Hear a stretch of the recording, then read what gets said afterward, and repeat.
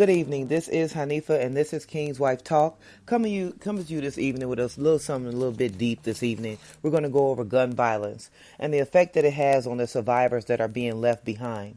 The stories we're going to go over this evening, they all have children, except myself. I didn't have children when I lost a husband to gun violence in the year 2002. 22 years old. He was 24, gunned down. And it was by someone he knew. You're going to find it very interesting just to go over these few stories that we have here and to learn that a lot of people are always killed by someone that they know. Sad, I know. I get it. We're going to start out this evening. We're going to go over a story here. This person is a male, Darren. He's out in Memphis. His significant other was killed. She was killed on June 9th, 2009. It was by one of his enemies. He said they were riding in a car. Shots rang out. He was able to drive home. It was the adrenaline that actually kept him going. It wasn't until he got into the front of the house that he had realized that she was shot in the head. And on top of that, he said that she was dead. Now, she was 24. He was 26. They had one child. The baby was 1 year old at the time, and it has really changed his life. Her being gunned down or killed the way she was, it actually helped him to change his life. He goes on to just let me know that the best advice he can give a male or anyone that probably is going through the loss of a lover the way he has lost his girlfriend at the time, if you can, don't stay in the same, this is exactly what he said. Don't stay and try to raise a kid in the same hood that killed the mom. Move around. That's what he said. We're also going to go over, we have Jamela over in Minneapolis, Minnesota. She lost her husband 3/7/15. He was actually killed, murdered by someone that kind of seems to be like a god brother to her. They grew up together. It was one of her mom's best friend's son who shot her husband outside of a bar. At the time, she was 37 and he was 36 years old. Children, yes, they have 3. She would like to go on to say what has helped her is to see her children living out their dreams. Even though their father's not here, she believes that there's a way that he's watching over them and making sure that everything and that they're okay. The advice she would like to give to someone is to keep the person that you lost memory alive. Talk to someone if you need to. Don't hold grudges.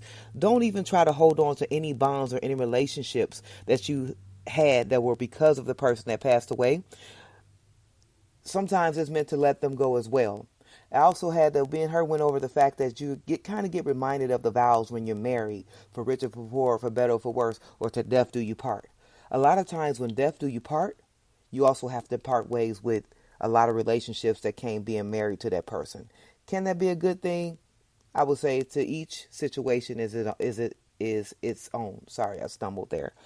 But if you need help, she said, get it. She's tried therapy. She's only wished that she would have continued. She might pick that up soon in the future. Who knows if she needs to. But other than that, she's just living her life and taking it one day at a time. She actually has a son that picked up another scholarship to go to a Division I college, which I think is awesome. And again, just don't try to hold on to any of those bonds. Remember, the key thing is to death do you part. We're going to stroll over to those mean streets of Chicago. We all have been hearing about how they've been and things like that. We're going to go over to Tanika. This story is also out of Minneapolis, Minnesota. She lived in Chicago, moved out of Chicago for a better life. She thought it was best because she said they were already kind of like going back and forth, and it was just best for her to leave the city. As she left the city, apparently he robbed someone, and the person that he robbed was like a close family member of the mother of his other children. In the midst of the robbery, he dropped the keys that belonged to the home of the other child's mother. Her family member seen the keys after being robbed and picked them up. It was then that he knew who had robbed him. He later went on and seen the father of her child on a porch of someone that they knew and gunned him down. The advice she would like to give is that her children, and if you have children, having those children can make a really big difference in your life. She went to therapy, her and her children. Her children were so young that they were only able to express themselves in drawings, which were kind of deep and dark, because they would actually have nightmares. Her moving to the different place, to the different city, actually really helped her and her children to really overcome and for her to be the best that she can be. Like I said, the advice she would like to give is just knowing the person that you're with, knowing what they're capable of.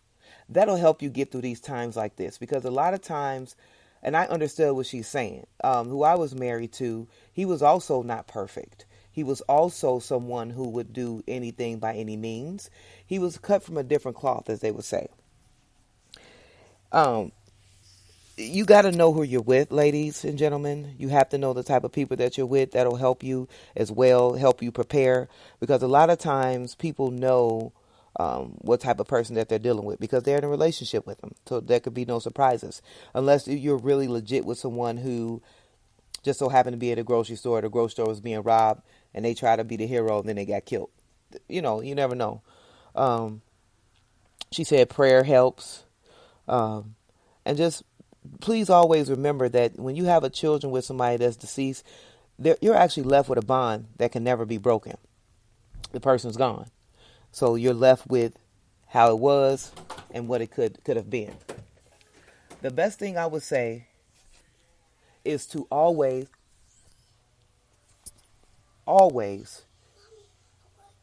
keep your faith, keep your head up, and make sure you always know who you're dealing with.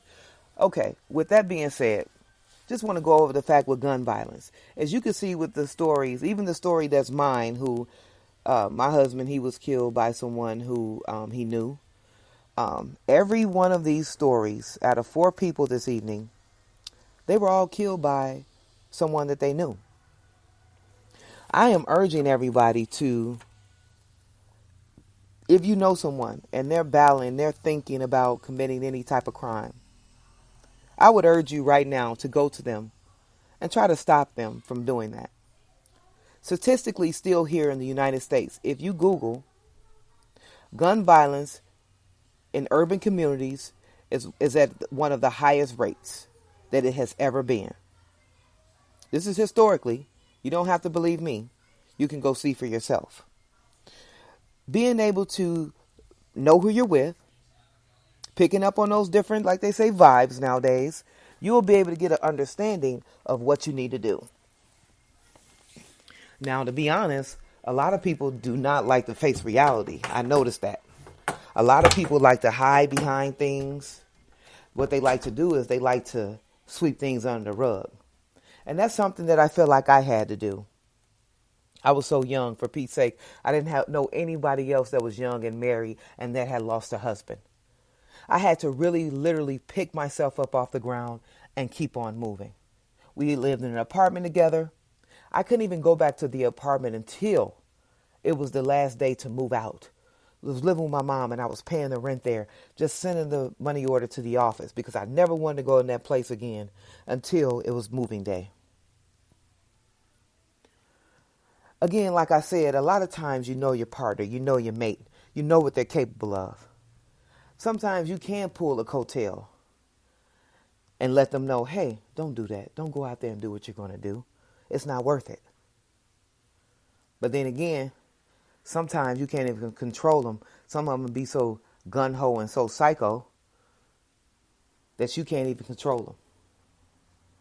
I urge you, anybody, like I said, that's out there and you know somebody that's dealing with the loss of someone from gun violence, call them up. See how they're doing. Check them out. See if they need a break from the kids. There's a lot that goes on. Do you know that the average person that loses a loved one to gun violence, they live with the what ifs every single day?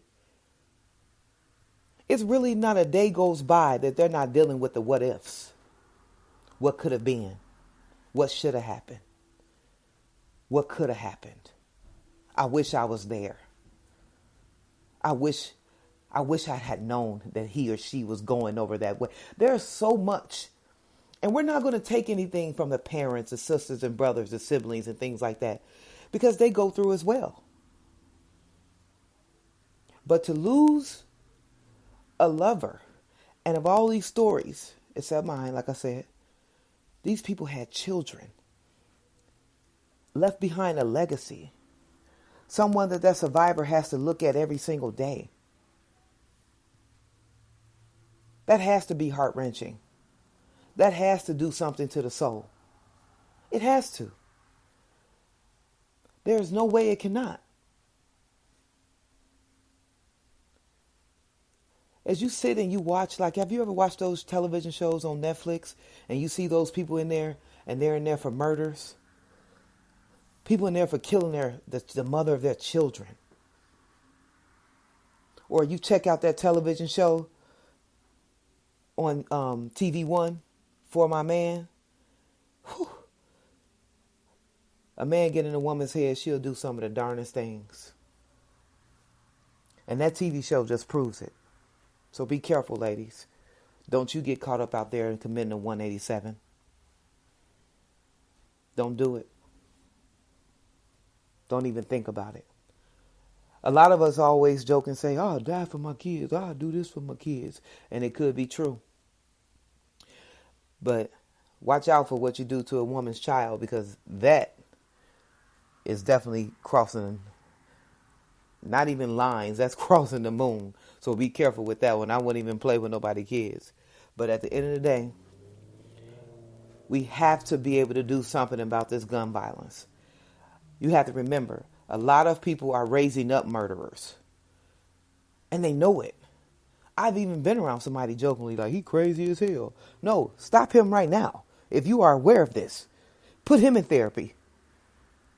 It's time. It's time to really go ahead and end the war on gun violence. Every single story that I went over, the death came by them knowing them. Nobody was a stranger. They were all very well acquainted. But they still pulled the trigger. I would say, except for old Darren here. He said young gang banging. But he still knew who the killer was. He knew it was little Yay, whatever the guy's name was. He knew who it was. He knew him. So I tell you this right now, and I urge you. If you know anybody that lost a significant other, husband, boyfriend, girlfriend, wife to gun violence, after you get through listening to this evening, give them a call today. Just give them a call. Let them know that you're thinking about them. Let them know, hey, how you doing? Check in with them. That's the thing about it. When somebody loses somebody to gun violence, you got to check in with them. And I honestly tell you, I didn't have nobody to check in on me. I had to get through it on my own. It was swept under the rug. Talk to them. Ask them, how do you feel? This is stuff that you want to know. Because you never know how they're feeling, especially if you've never dealt with this. And like, again, the losses can be different. Like I said, I didn't have children. These people all had children. Now they're all either fatherless or motherless.